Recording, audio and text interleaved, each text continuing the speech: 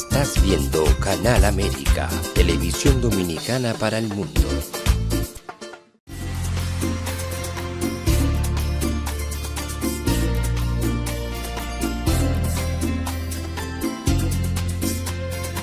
A Time for Truth show is sponsored by the Office of Dr. Bernard Fialkoff, a periodontal, dental implant and laser specialist in New York City, for over 40 years. Dr. Fialkoff was honored by the International College of Dentists and Pierre Fauchard, and received the Presidential Lifetime Humanitarian Honor from the White House. Call us at 718-229-3838. Sometimes life can be so damn hard. You don't know where to go. Everything keeps falling apart. Yeah. You try to do your best, but only God knows that you've given everything you've got, but the world takes you down. You just keep moving on. Let your fears. Welcome to A Time for Truth show. I'm your host, Dr. Bernard Fialkoff, and it's a pleasure to welcome you back. And tonight we have a very special show because approximately 2 months ago on May 16th, the Time for Truth Foundation hosted the United Nations International Day of Living Together in Peace. And we had tremendous dialogue, tremendous advancements and accords. And with one of the fellow participants, which is a partnering organization of ours, FOPAL, the Foundation of World Peace and Love, along with COGEP, the Council of Justice, Equality and Peace, President Ali Gerikoglu, and Dr. Hong Tao-Tze, we decided that we would have another follow-up July 12th, which just occurred Friday, this one being the International Day of Celebrating Hope. Because in order to have peace, we need to have hope. And at Friday's conference, I elucidated on what's been happening with the future of our world. And what's the future of our world but our children, our youth? They're the ones who are going to be inheriting, moving forward, advancing, protecting, uniting all world sectors, all continents. And so tonight's show is a special show on peace, on love, on hope. And I want to start out with a segment that I recorded that had to do with children. And engineer, if you will, let's put on the first video and we will show what exactly is going on with children globally and violence and what needs to be handled. Let's put that video on, Victor. Founder of A Time for Truth Foundation, Dr. Bernard. Did I call your name African way? Perfect. Very nice. Better than me. Really? So, esteemed leaders gathered here together for this International Day of Hope. As founder of the Drug Free World America's Chapter Foundation, for the Time for Truth Foundation, I ask you a question. Where is the hope when children across the world are suffering from violence, sexual abuse, trafficking, bullying, even death, transcending all borders, all nations, all creeds, all races, all religions, all continents? As we speak, over 100 million children around the world are homeless and live without stable shelter. They sleep on sidewalks, in cars, in refugee camps. More horrifically, 1 in 2 children suffer violence each year. That's approximately 1 billion youth. 2 of 3 go home to physical punishment across the world, all countries, all races, all borders. It does not discriminate. Only our poor child is harmed. These little hands and tiny hearts are being stunted before they even learn how to read. Our future is being destroyed as certainly as biochemical warfare and atomic bombs destroy our climate, aside from the human beings. The ripple effects of this crisis are undeniable. I know rising drug statistics myself, crime statistics. We're never going to solve that. Doesn't matter what laws. Disintegrating family structure, in which case no future is possible. A child without shelter is more than twice as likely to be trafficked for labor or exploitation, 3 times more likely to turn to crime, not by choice, by desperation. Violence creates obviously lasting impacts. What are we doing with our leaders when they're suffering this initially? What's being recorded, engraved, regardless of the philosophy that you believe in? Children don't need our pity. They need our protection. They don't need psychiatric labeling. They need to have love, as the U.S. Surgeon General has stated in his advisories, Vivek Murthy. Today, I propose more, but not more AI.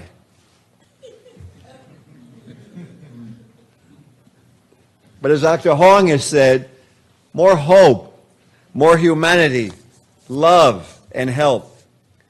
I propose to you a common sense code that's non-religious so that we can all agree. In a book that's called The Way to Happiness, which utilizes an age-old solution agreed upon by all peoples, all races. A precept number 4 called Love and Help Children. Not to tolerate, not to ignore, but to love and help. Because when we protect our youth, we create a world of opportunity and possibility. A child can rise to great heights even though they start out in poverty, in shambles. As you witness champion boxers Manny Pacquiao, Roberto Duran, who I loved. A child without love sickens and collapses. We live in a world with tremendous technology, but yet we fail to do the most basic human need, which Dr. Hong's group stands for, love and consciousness. To the leaders in this room, protect and educate the child, and we protect the world. To every family member, teacher, neighbor, and human being, if you reach a child, we rescue our world. Let us live by a way to happiness, not in theory, but in action, of actual economic funding, real laws, and daily decisions. Happiness is not paved in power, but in love, in understanding, in empathy, that we all, as human beings, imbue. And we can do this to the future leaders of the world. And we have to ask ourselves a few questions. What will we have taught them? What example have we set for them? Poverty caused by lack of educational opportunity deliberately? War and conflict utilizing missiles and drones instead of communication with our friends?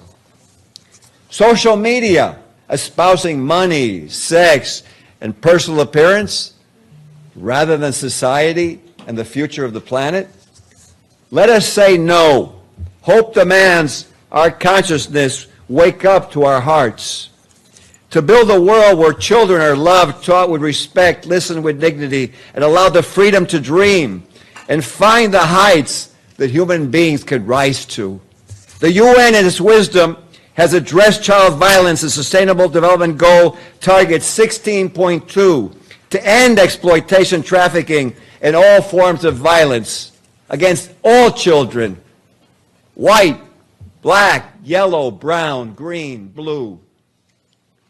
Let us love and help children, not as a precept in a book, not as a law, but it's a decision to create the future for all humanity. We were all once children. As I end this talk, let's go back to when you were 6, 7, 8, running around the room. On this International Day of Hope, let's wake up and open our eyes, minds, and hearts. Let's find a new world as we wake up. Let's say as we wake up, no more hate, no more war. I see a new world, a road to freedom for all our children, for every family, and for our blue planet Earth. Thank you so much.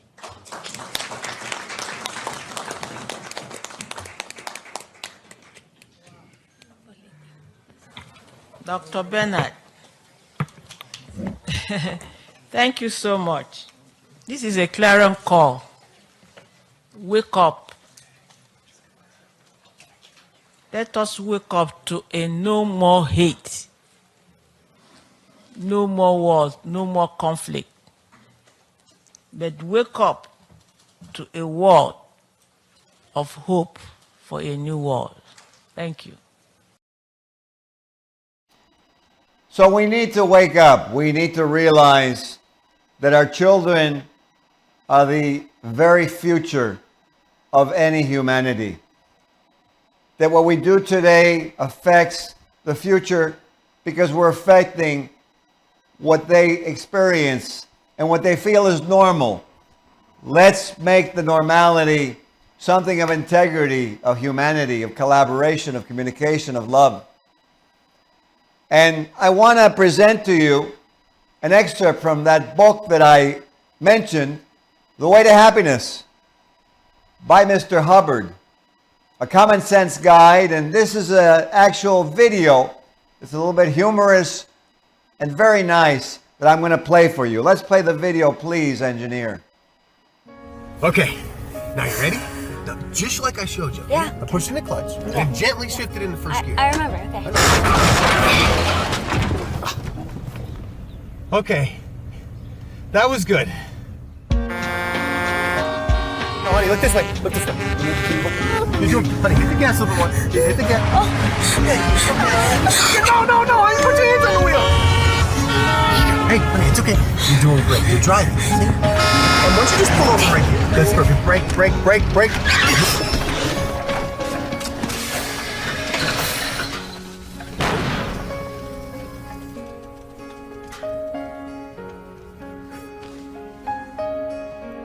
Thank you, Dad.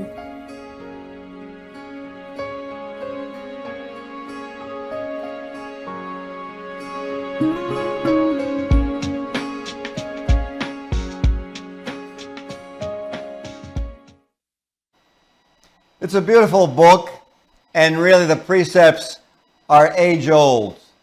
It's nothing new, but it's important because it seems like we lost our north, the compass, where the direction of what we want to go to more affluence, more prosperity, human prosperity, not war, not violence, but collaboration, discovery, invention, happiness. And again, on this day of hope, that we really have some hope, but we realize why the hope is disappearing, and we reverse to go forward toward that hope and realization. And now I want to play for you another one of my colleagues and friend of mine, former President of Ecuador, Rosalba Arteaga, who really had some beautiful words. Let's play that for the viewers right now, engineer, please. The United States could be a desert. And it affects Korea, and it affects Asia, and it affects all the other countries in the world. Then we have to, of course, work for a sustainable development, but the only way is to change habits in the small people, in the kids, and the teenagers all around the world. We have to modify the habits, and the only way is through education. Of course, we need the laws. Of course, we need a good example, but we need to convince them how important it is to modify the habits. That's the way to create hope for the future, in a realistic way, to dream a better world and to work for a better world. That is one thing that we can culture and work with the new generations. Of course, we think about this beautiful day, the first anniversary of the Day of Hope declared by United Nations. A lot of efforts have been done to get this achievement. And as I said yesterday, I am an optimistic person, and I strongly believe that we are going to have better times in the future if we work for these better times. If we continuously creating ideas like today we are celebrating, and continuously thinking about what can we do for the rest of the people, not in a selfish way, but what we can do for others, how we can work together, because together we can make it happen. Thank you very much. And I thought that was so to the point, not in a selfish way, but in a way that includes all. Because when we do that and we go to a mutual survival, then we can go to a real peace and love and collaboration. And so now I want to play you another excerpt from that beautiful book, The Way to Happiness. And engineer, let's put that on for the viewers. Hey! Get!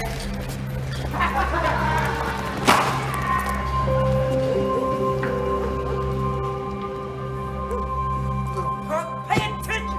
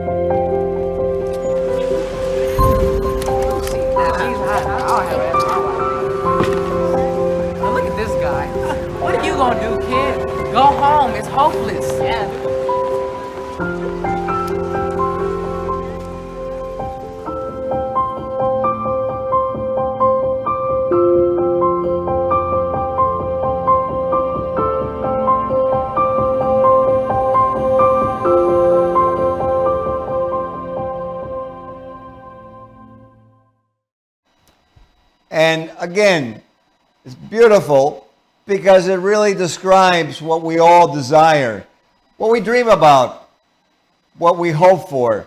On this past Friday, the International Celebration of Hope Day. So let's bring hope to become a reality.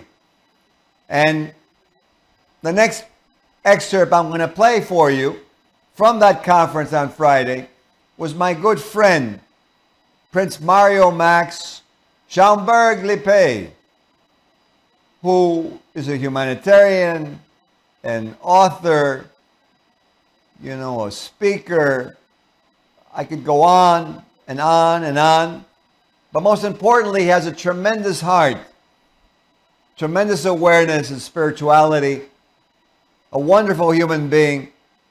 And let's hear his words as he spoke at the United Nations July 12th. Let's put him on, engineer. European and an American. And what I want to share with you is hope is where it all starts, because hope we can all have. That's a big difference. When we talk about peace, not everybody has peace yet. Prosperity, hard field too. Not a lot of people have the full prosperity to their possibilities. And love, we all hope for, we all wish for. Some have it, some don't have it yet, but what all links us together, we can hope for all these things. And one thing I would love to share is, we get sometimes tricked with history. History is really tricky, it's really dangerous. We look back to our relationships, we look back to our partners, we look back to our neighboring countries, we look back to occurrences that happened, and they all leave an imprint. they all leave a mark. So what if we come in neutral? What if we ask the question again, like the young generation would do, coming in this room, and they ask the question with a very open heart and with a very open mind. What do you really want? Ask the common sense question. And a lot of these conflicts we have boiling right now and bothering all of us and making the world less prosperous, less loving, less peaceful, we can figure out what is the real, the most current, as of today, problem by asking this question again. And one thing is interesting, in Europe we have so many countries and we have had, luckily, peace for a long time now. And the countries are very different, the people are very different, the people look different, they all talk a different language. Couldn't be more diverse. And when you grew up there, this diversity becomes part of your DNA. You know that you cross the border. I was born in Salzburg in Austria. You cross the border, you're in Germany within 4 minutes. You're in Italy within 2 hours. You're in the Czech Republic within 90 minutes. So different countries, different languages, different looks. That was the most normal thing. And what we were taught as kids, and it's so important to tell our kids, people are different, that is beautiful. People talk a different language, it is beautiful. I'm a lawyer. People have different legal systems. That is totally fine. So the openness for the diversity, the openness for the variety, brings us together on a table, like this beautiful table here, with enormously intelligent, charismatic, and powerful leaders. And let's spread the word that we revisit the negotiations from an initial point back to what do you really want? And this can be with any problem makers, with any so-called troublemakers, with any historical difficult situations. When we revisit with a neutral point of view, then we can keep jus est ars boniat equi. The just is the art of the truthful and of the justful. And I really love that we spread the word through Dr. Hong of hope, because hope is the unifying power, and that way we can achieve peace. And there is nothing easier than peace, because that's what we all want. Every leader, every person living in a country, but also every businessman, and they have a lot of power. So let's find the common ground on peace and never give up hope. Thank you.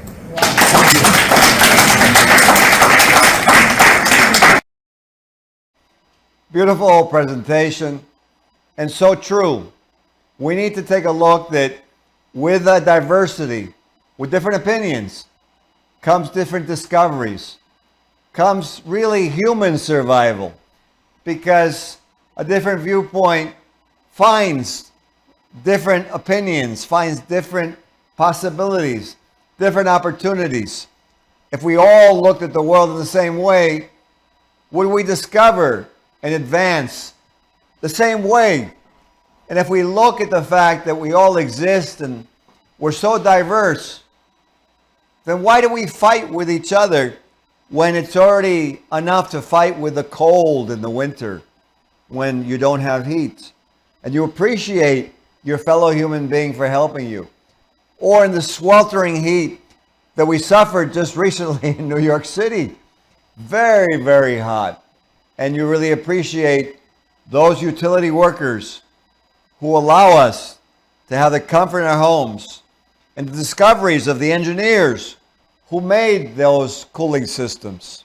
So let's put on this video that we're going to play for you tonight as we got near the end of the show. And let's put the video on. Happiness. True joy and happiness are valuable. If one does not survive, no joy and no happiness are obtainable. Trying to survive in a chaotic, dishonest, and generally immoral society is difficult. Any individual or group seeks to obtain from life what pleasure and freedom from pain that they can. Your own survival can be threatened by the bad actions of others around you. Your own happiness can be turned to tragedy and sorrow by the dishonesty and misconduct of others. I am sure you can think of instances of this actually happening. Such wrongs reduce one's survival and impair one's happiness. You are important to other people.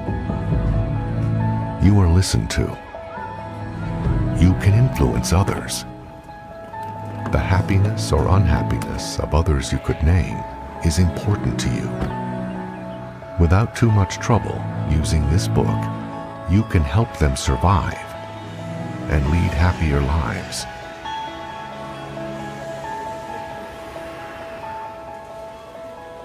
While no one can guarantee that anyone else can be happy, their chances of survival and happiness can be improved.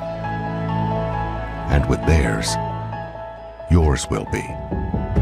It is in your power to point the way to a less dangerous and happier life.